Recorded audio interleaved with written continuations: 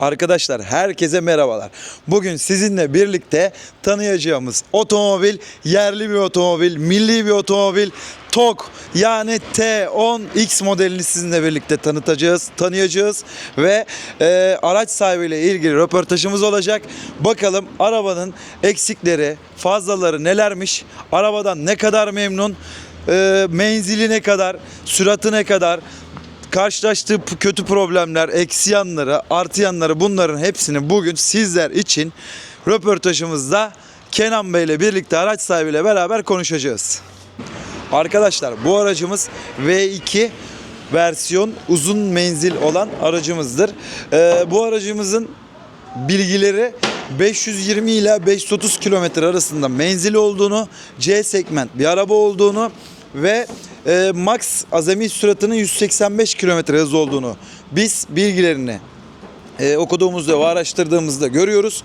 Bakalım aracı kullanan Kenan Bey ile birlikte bunu tartıştığımızda ne kadar menzil, yazın kaç kilometre hız gidiyor, yazın ne kadar menzili oluyor, kışın menzili ne kadar oluyor, bunları birazdan Kenan Bey'e soracağız. Şimdi arkadaşlar bundan önce çektiğimiz videolarda BYD videosunu çekmiştik, Seul UEV videosunu.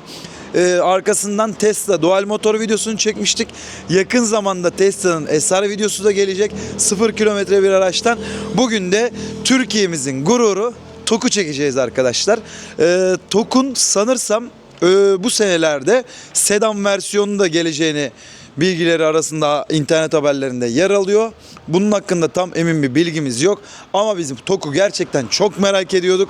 Bakalım TOG'un menzili, kullanımı, ortalaması, yakıtları, hani internette dönen bir sürü haber var.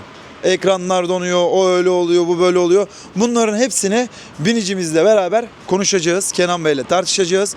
O hangi problemlerle karşılaşmış, o hangi problemlerle karşılaşmamış, bunları göz önünde bulundurup elden geçireceğiz. Aracı şehir içi kullanacağız ve aynı zamanda şehir dışı kullanacağız. Bakalım TOG Türkiye'ye yakışır bir otomobil mi göreceğiz arkadaşlar.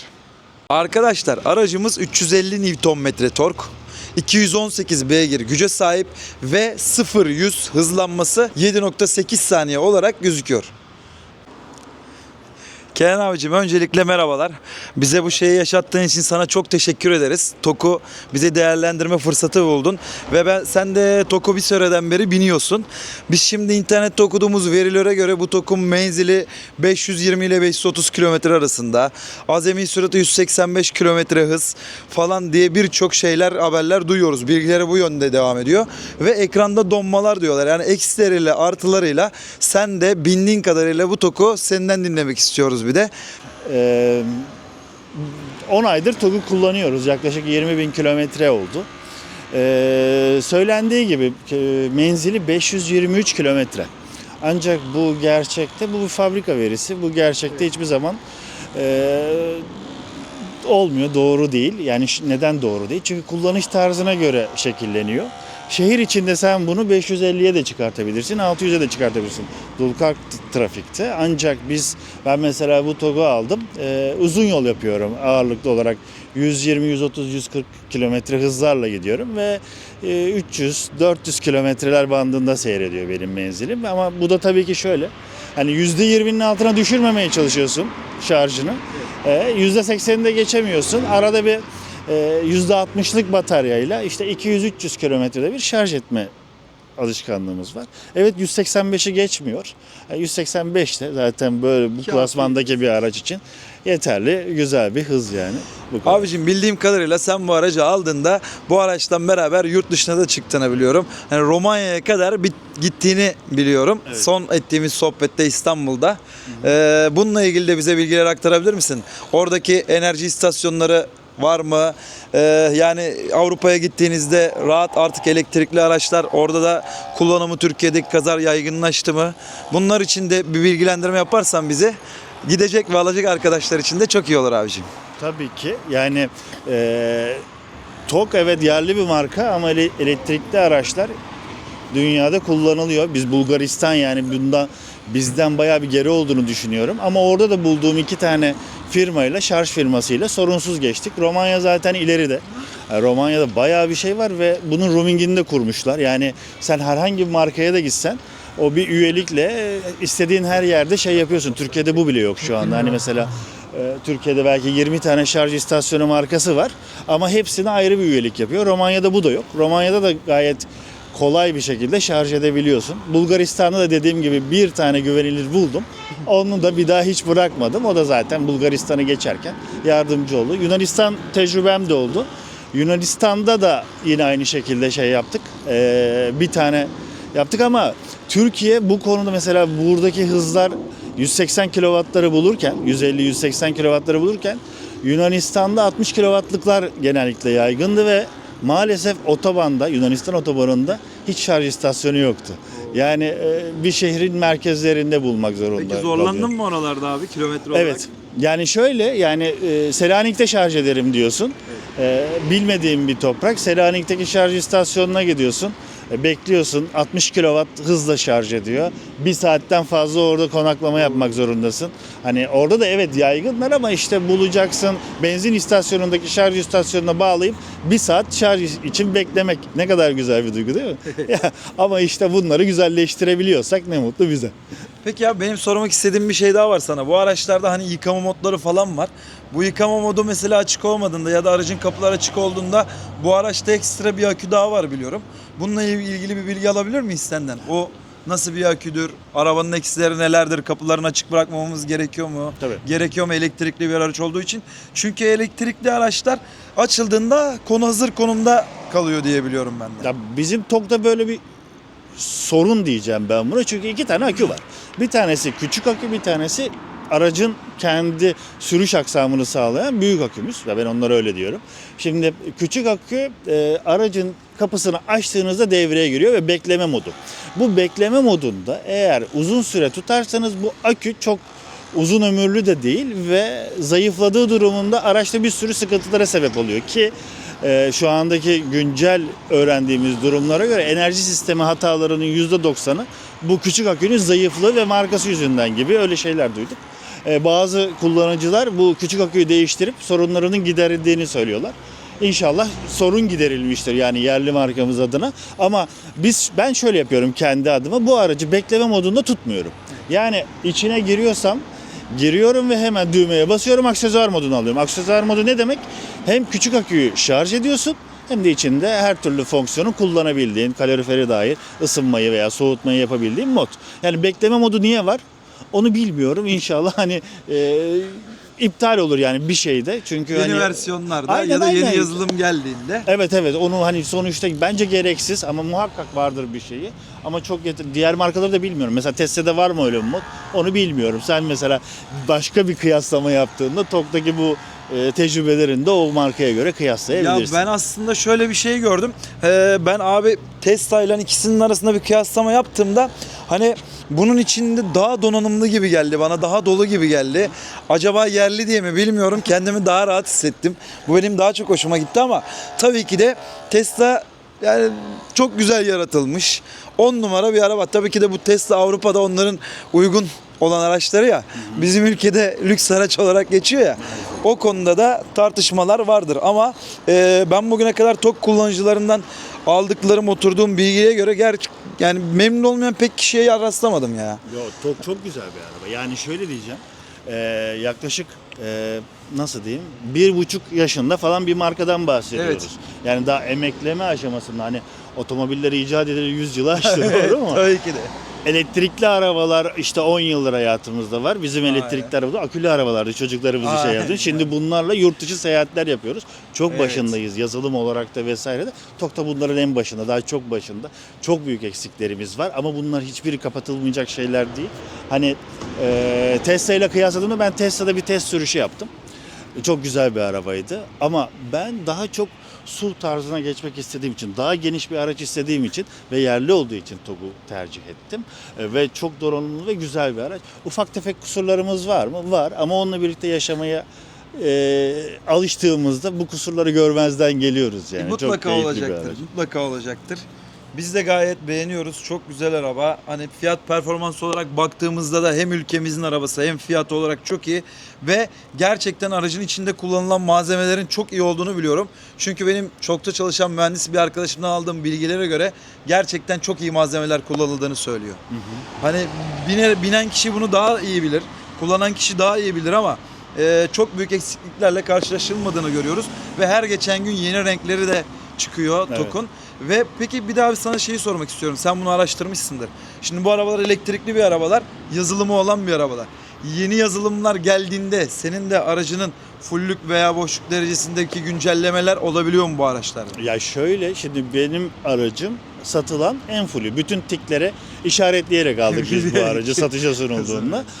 Şimdi bu en full olmasına rağmen en son yazılımı yok. Şerit takip vesairesi daha henüz yüklenmedi.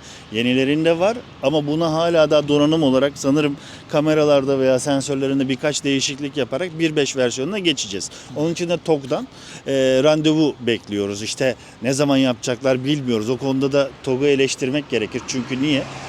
Hala bize ne zaman bunun versiyonu güncelleyecekler? İşte Aralık'ta başladılar. Ocak bitti. Biri arayacak bizi TOG. Buyurun gelin diyecekler. Versiyonu güncelleyecekler ve satın aldığımız halle aracı teslim edecekler. Ama hala yapmadılar. TOG'un satış sonrası çok kötü. Yani buraya geldi laf bilmiyorum. Hani bir sorunumuz var ve derdimizi anlatacak kimsemiz yok. Biz çağrı merkezine yazdığımız şeyler bize bilgi verilmeden kapatılıyor. Bir bakıyorsun hani kapatıldı sorununuz falan filan gibisin ama sorunumuz çözülmedi. Maalesef dediğimiz ya hani daha çok genç bir araç. Evet. 1 yaşında bir markadan bahsediyorum. Satış sonrası konusunda yol alması gereken çok Bunlar büyük da şeyler var. Bu yönde kendilerini geliştirdikleri zaman sanırım eksiksiz bir otomobil ortalığa çıkacak gibi geliyor ama bu sene hatta bir de sedan versiyonu çıkacakmış diye duyduk. Onu da merakla bekliyoruz. Bakalım o nasıl olacak? Bu araba gayet geniş, kullanışlı bir araba. O nasıl olacak onu da yakın zamanda görürüz inşallah. Şimdi Kenan Bey ile birlikte bir şehir turu yapalım. Bakalım şehir içinde ve şehir dışında araç nasılmış onu da görelim. Haydi arkadaşlar şimdi tura. Hadi bakalım.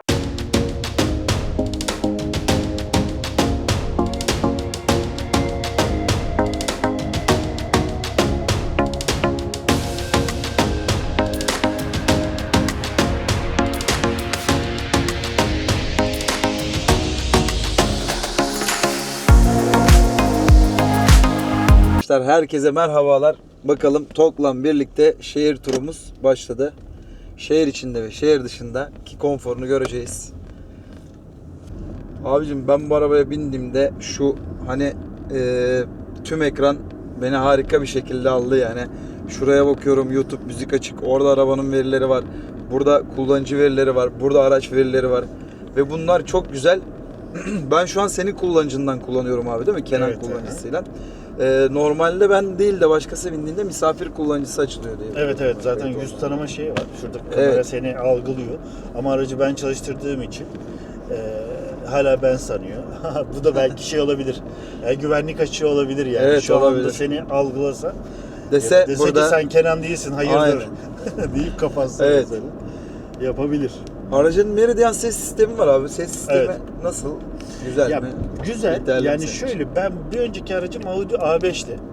Hani ondan buna geçtim. Audi A5'e göre biraz sönük ama Onda Bangolufsa mı vardı abi? Evet. Yani tam hatırı bilmiyorum ama şu anda ses sistemi kafi. Onun için bir para ödüyoruz. Hani ses sistemini dahil etmek için. Evet. Bence çok büyük, ne kadar para şu anda bilmiyorum güncel fiyatı En son ama 30.000 TL diye hatırlıyorum sonuçta ama tam eklenebilir emin değilim yani ben. pakete. Çünkü hani güzel bir ses sistemi var üzerinde. Tatmin edici. Araç cam tavan ama Cam bu tavan, cam evet. tavan açılmıyor. Açılan bir cam tavan. Evet, perdemiz var, otomatik kapanıyor. Tesla'larda yok galiba perde, doğru mu? Valla perde evet biz de Tesla'da bulamadık. Aha. Hatta cam karartmayı falan da bulamadık. Hı hı. Bazılarında perde yok var acaba? diye Avrupa'da olanlarından mı var? Sanki ben bir video izlemiştim de böyle cam kararıyordu, açılıyordu. Rengi 3 modu vardı diye hatırlıyorum ama bulamadık bizim arkadaşımızın da olan da. Anladım. Aracın konforu falan gayet iyi. Genişliği de çok hoşuma gitti. Çok rahat. Yani ne bileyim ben beğendim ya TOG'u. Keşke kampanyayı kaçırmasaydık Aralık ayında. Kampanya çok önemli şeye sebep oldu. Yani ben şu anda sıfır faizli 500 bin lira desteği var. Bu önemli bir şey. Bu devirde 800'dü yapılacak. değil mi abi bu? 800'dü. Evet, Aralık 500'e düşürdüler. Ama yine de önemli bir şey kampanya. Tabii. Çünkü bu devirde 500 bin lira finansman desteği hiçbir marka vermez. Bu yerli olduğu için Şey var, tercih sebebi olabilir. Chery de yani. var sanırsam. Şimdi Vallahi- yeni bir reklamlarda görüyorum sanırım. Chery böyle bir kampanya yaptı diye biliyorum. Ama bir de 650 bin TL'ye 1.99 oldu sanırsam yeni. Evet.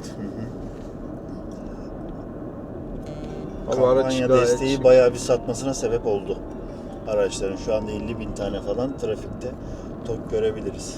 Yani baktığımızda telefon şarj kablosuz var. Evet. Koltuk ısıtma, Evet, ön arka her yerde var. 4 koltuk ısıtma Evet. var. Çok iyi yani Bu V2 özellikler. uzun menzil. versiyonu. en Evet, fullü. evet. Yani diğerleri kumaş koltuk, V1 kumaş koltuk ve Jantları koltuk falan da ısıtma. çok hoşuma gitmiyor benim onların ya. Arabayı göstermiyor kasasını. Evet. Bu jantlar arabanın kasasını çok gösteriyor. Renk olarak da abi ben ne bileyim Denizli'yi çok seviyorum. Pamukkale güzel. Ayder'i de beğendim ama bu Gemlik yani her zaman kafi olan bir renk gibi geliyor. Arabaya çok yakıştığını düşünüyorum ben bu rengin. Denizli'nin neresi olduğunu bilmiyorum. Denizli diye bir renk olduğunu da bilmiyorum. Denizli. Atarsınız bir şekilde. Aynen. Cool. Denizli Pamukkale. Pardon. Denizli ile Pamukkale karıştı abi. Rize Ayder. Denizli Pamukkale. Bursa Gemlik demedim ama bak Gemlik Aynen. dedim direkt. Gemlik.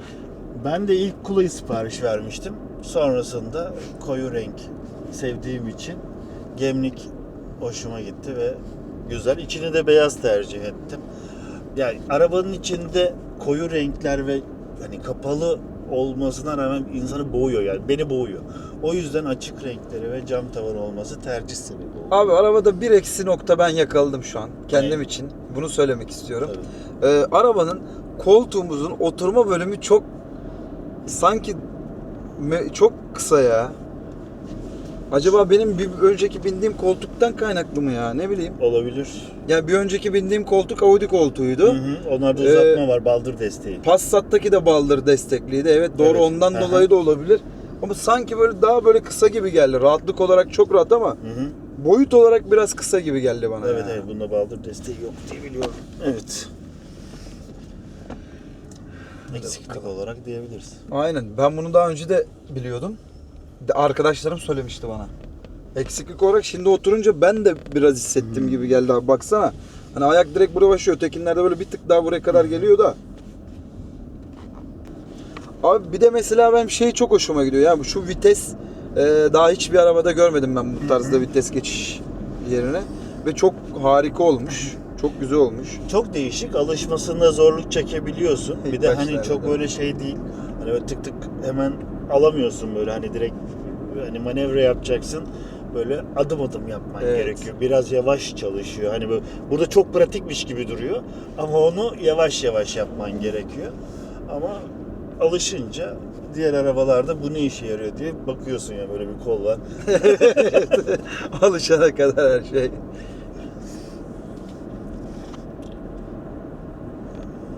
Peki bu elektrikli arabaların şehir içi menzilleri her zaman daha uzun oluyor. Tabii.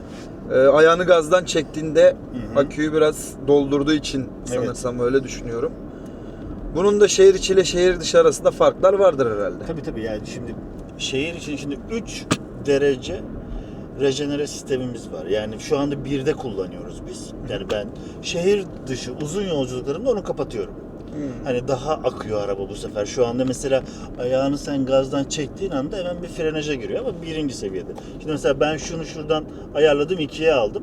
Oo, daha hızlı güzel. duruyor. 3'e alacağım. Fren yapacak şimdi iyice. Evet. Yani öyle şu anda mesela 3'e aldı. Oo. Durdurur yani Direkt arabayı. durduruyor. Sen gaza basmaya devam et. bu arada Tesla'nınki de gider. böyleydi. Aynen. Bu kademe kademe. Şimdi mesela bak, ben bunu tamamen kapatacağım şimdi. Şu anda kapattım. Araba başka bir hale aldı. Şu anda araba Oo. kendi kendine gidiyor. Akıyor yani. Şey gibi. Abi çok iyiymiş bu ya. O biz freni yaptığında sen aküyü dolduruyor değil mi? bindiğinden itibaren birinci kademedeydi ve devamlı bir frenaj var gibi duruyordu. Hani Evet. arabayı frenleyen ya da arkadan Evet, çeken bir şu şey an- varmış. şu an çok akıyor. değişik oldu. Ve uzun yolda bu çok güzel olur. Evet, harikaymış bu özellik de, ekstra bir özellik. Tesla'da bu ayarlanabiliyor mu bilmiyorum. Ben Onu de bilmiyorum. bulamadık ama Tesla'da bıraktığında bunun ikinci modu gibi, benim kafamdaki planladığım ikinci modundaki gibi yavaşlıyor yani. Olabilir. Peki abi, bu soğuk havalar ve sıcak havalar hakkında bir bilgin var mı? Çünkü birkaç tane video dolaştı. Rusya'daki araçlar daha yola çıktığında kalmış. Aslında bunlarda akü ısıtıcı var diye biliyorum bütün Isı arabalarda pompası. ama ısı pompası. Aha. Bu nasıl? Verimli çalışıyor mu TOG'da? TOG'da yok. TOG'da Isı ısı pompası pompası yok. Yok. Evet. Hatta bunu TOG açıkladı, dedi ki bataryanın kapasitesini küçültmem gerekiyordu. Evet. Türkiye şartları da ısı pompasına gerek duyulmayan bir ülke olduğu için bunu koymayı, bataryanın menzilini uzatacağım için ısı pompasını koymamayı göze aldım gibisinden bir açıklamasını okudum. Mantıklı. Türkiye hani öyle çok uzun soluklu kışlar olan bir yer değil. Tamam, Erzurum Erzurum, Van vesaire orada yerlerde falan evet kış oluyor ama biz neredeyiz? Biz Balıkesir'deyiz. Öyle bir kış belki bir ay yaşayacağız. 11 ay daha yüksek bataryayla seyahat etmek Evet. mi? Yoksa hani Peki yıl bunun boyunca zorluklarını yaşadın mı abi? ya şöyle, şu anda menzilimiz düştü. Yani tüketimimiz arttı. Kıştan dolayı. Kışın, evet yani şu anda biz 20'leri görmezken, yani 20 kWh ortalamayı işte o civarlarda yakarken şu anda 27-30 kW'larda falan yakıyorum şu anda ortalama. 100 kilometre ortalaması 30 kW'lara falan çıktı. Biraz etkilemesi Evet farklıymış. ya yüzde biraz değil, biraz fazla etkiliyor. Evet, fazlaymış. Ama ya bu da arabayla alakalı bir şey. Şimdi arabayı ne kadar kullanıyorsun? Şimdi TOG'u tercih etme meselesine geleyim. Yani ben TOG'u niye tercih ettim? Şimdi ben evden işe gidiyorum, uzun yol yapıyorum ve 50 kilometre yol gidiyorum. Evet.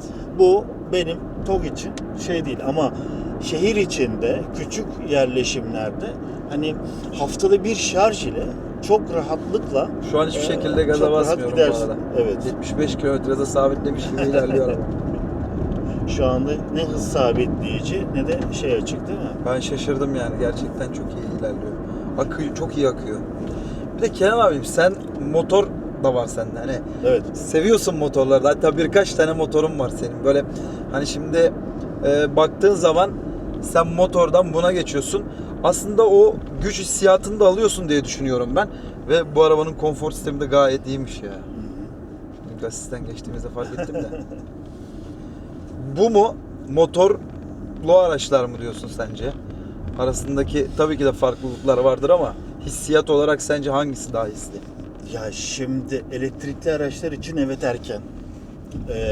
Yani ben şimdi içten yanmalı araçlardan artık şey oldum. Yani dizel ve benzinliler şu anda hayatımızdan çıktı. Hibriti düşünüyorum. Evet. Hibrit önemli bir alternatif. Hani bununla içten yanmalıyı birleştirmişsin gibi. Hem ekonomik hem de performansı güzel araçlar var hibritte. Çok güzel. Ve hani hiç şey yok. Hani TOG'daki en kötü yanlarından ne bahsettik? Gidiyorsun herhangi bir benzin istasyonunda 1 saat, yarım saat mola vermek zorundasın. Evet. Niye? Hani çünkü şey alamıyorsun, yakıtın yok yani. Başka türlü şey değil. 400-500 kilometreleri geçeceğin zaman, yapacağın zaman. O yüzden hani hibriti daha fazla tercih ediyorum. Buna nazaran hala bunu kullanmama rağmen. Şimdi mesela İstanbul Balıkesir arasındaki bütün oksijen tesislerinde yatırımı yapıldı. Evet. Şarj istasyonlarının herhangi birinde durup 20 dakika içinde fullleyip yoluna devam edebiliyorsun. Evet, ama abi. gerek var mı? Yani her zaman buna gerek olmayabiliyor. Yani Tabii ki. araç bu. A noktasından B noktasına hızlı gitmen gerekebiliyor. Hep gezmiyoruz ya. Tabii ki İşimiz var. 2 saat sonra İstanbul'da olacağız. 1 saat herhangi bir yerde niye mola vereyim? Anlatabildim mi? O yüzden bir evin ikinci aracı. Evet, Olabilir. elektrikli. Evet, benim bir önceki videolarda da söylediğim gibi araçlar elektrikli araba her zaman bir evin ikinci aracı. Ama ben daha önce hibrit araba kullandım ve inanılmaz derecede yakıtı düşürüyor. Özellikle benim kendi kullandığım arabayı söyleyeyim. Volkswagen Golf 8 kullandım. 1000 motordu benzinli hibritti ve o bir motorda o hız nasıl var onu gerçekten çok merak ediyordum. Ya 220 kilometre hızları görüyordum ben o arabada ve arabanın yakıtı gerçekten hani onda şey özelliği vardı, hani 200'de bile giderseniz ayağınızı gazdan çektiğiniz anda aküyü doldurmaya başlıyordu. Evet. Ve ufak bir ittirme kuvvetinden dolayı araba demin sen burada ayarlamaları yaptığında birinci performanstaki gibi değil de kapalıymışçasına iten bir motor varmış gibi daha devam ediyordu. Babacığım hayırlı işler diliyoruz sana da. O yüzden dolayı ben hibrit motoru inanılmaz sevmiştim ve çok arkadaşıma tavsiye ettim. Ve tavsiyelerimin üzerine gidip 0 kilometre ikinci el hibrit Golf veya diğer araçlardan da tercih eden arkadaşlarım da oldu. Benim çok hoşuma gitti. Kesinlikle benim tercih sebeplerimin arasına girer. Yani yakıt olarak benzinli motorlar biraz daha fazla yakıyor diye eskiden bir ön yargılarım vardı ama bu hibritten sonra bunu ben kesinlikle kendi içimde kendim açtım yani. Hı. Yani hibrit şu anda birinci tercih sebebi olabilir. Kesinlikle. Hem şimdi elektriklilerin en büyük dezavantajı ne? Şarj süresi. Evet. Ama hibritte böyle bir şeyin yok. O yüzden Japonlu mühendisler Toyota mesela elektrikli aracı çıkarmıyor. Doğru mu? Evet. Ben bilmiyorum Toyota'nın elektrikli aracı. Hala hibrite yatırım Çok yapıyorlar. eskiden bir Toyota ve Fluence elektrikli arabalar vardı. Daha yıllar önce 2010-2011 senelerinde ama artık o arabalarda çok tutmadı, olmadı. Onlar da değişti. Hatta piyasada denk gelebilir. Yeşil aynalı, yeşil depo kapaklı. Evet. Hemen çevre görüş sistemleri açıldı. Otomatik parkı seçiyoruz. Şimdi aracımızın bir yer bulmasını bekliyoruz. Buldu, devam et. Orası bize uygun değil. Şu tarafa doğru geçelim. Ve parkın yatay ve dikey olduğunu da gösteriyor evet, burada. şekline göre yerin. sağda solda olduğunu taraya taraya gidiyor şu anda. Çok iyi. Şimdi şu anda burası uygun bir yer ama sonuçta onun da bir algılaması için bir araba görmesi lazım. Evet. Arabaların arasında boşluk olması lazım. Mesela sağ tarafı görmesini bekledik ve gördüm. Evet. Frene bastın. Evet, frene bastım. Seçtim. Bırakmıyorsun. Sen basılı tutuyorsun abi.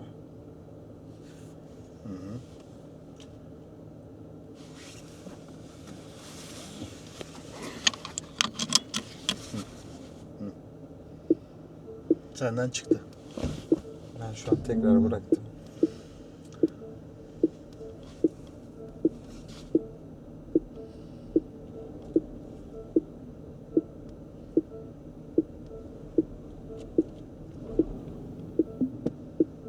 Sürücü kurslarının harika park yardımı bu arabada çok daha iyi.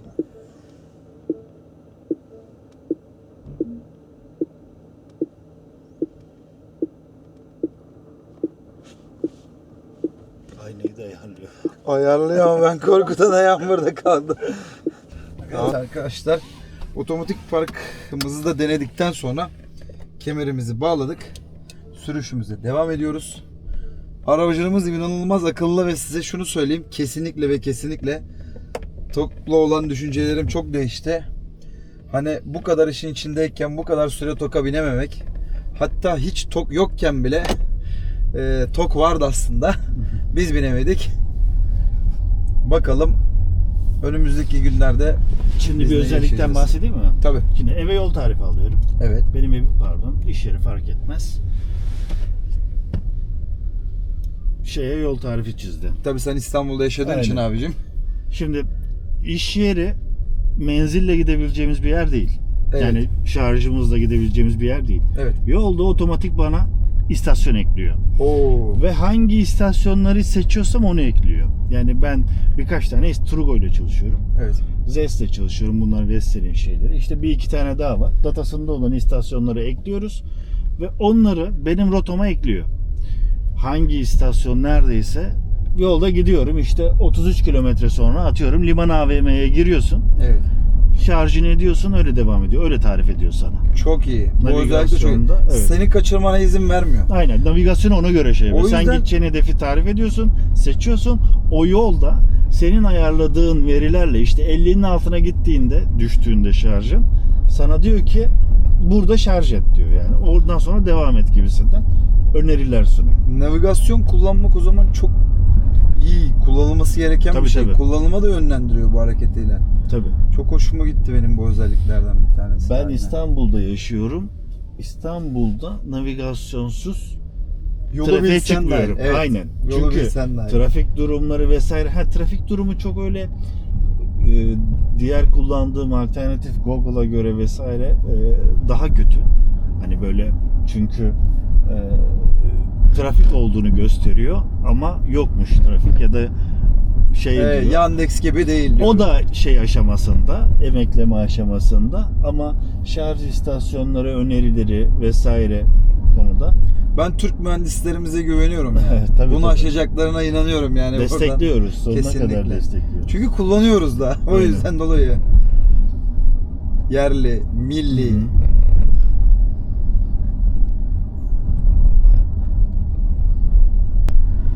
Abi ben çok beğendim arabayı ya gerçekten.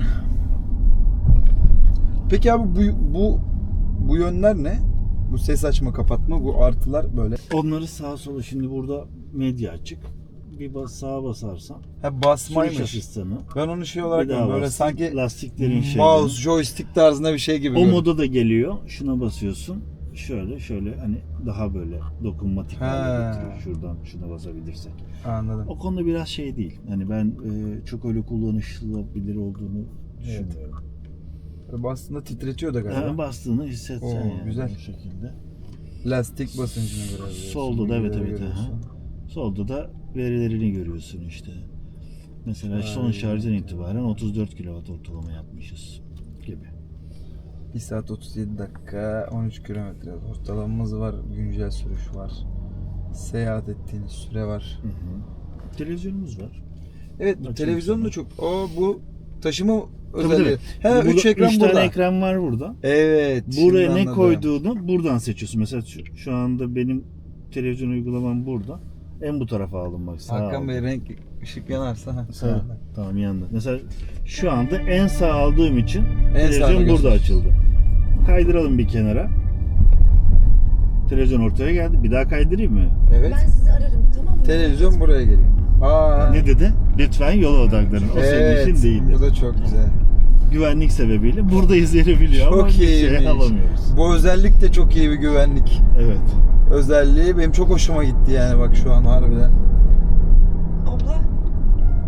Abla iyi misin? Burada üye olduğunuz platformlardan şeyleri Ve alabiliyorsunuz. inanılmaz derece net, bunda takılma falan yapmıyor mu? Çok az. Yani şöyle bu Çok aracın profesyonel ya. içinde bir sim kart var. Evet. Bulunduğunuz yerdeki internet kalitesine göre yayınları izleyebiliyorsunuz. YouTube olsun, böyle bazı platformlar olsun. Senden bir şey isteyeceğim. Bütün yayınları alabiliyorsunuz. Sen bana onların yanında Biz kal. daha çok tabii müzik olarak kullanabiliyoruz. Evet. YouTube müzik. Aynen.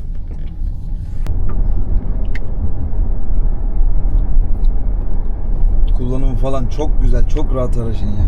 Ben çok beğendim. Keşke bugüne kadar tercih etseydik. Sürçülisan ola diyor. Evet. Evet arkadaşlar, bir videomuzun daha sonuna geldik. Buradan TOK ailesine çok teşekkür ediyoruz. Türkiye'mizin gururu, Türkiye'mizin arabası. TOK ailesine gerçekten çok teşekkür ediyoruz. Ve araba gerçekten çok güzel eksileriyle, artılarıyla videomuzun içinde oldu. Bize bu videoda her konuda yardımcı olan Kenan abimize de çok teşekkür ederiz Kenan abiciğim. Çok teşekkürler. İyisiyle kötüsüyle TOG'u anlatmaya çalıştım. Umarım faydalı olmuştur. Umarım. Çok teşekkür. Çok teşekkürler. Kendinize iyi bakın arkadaşlar.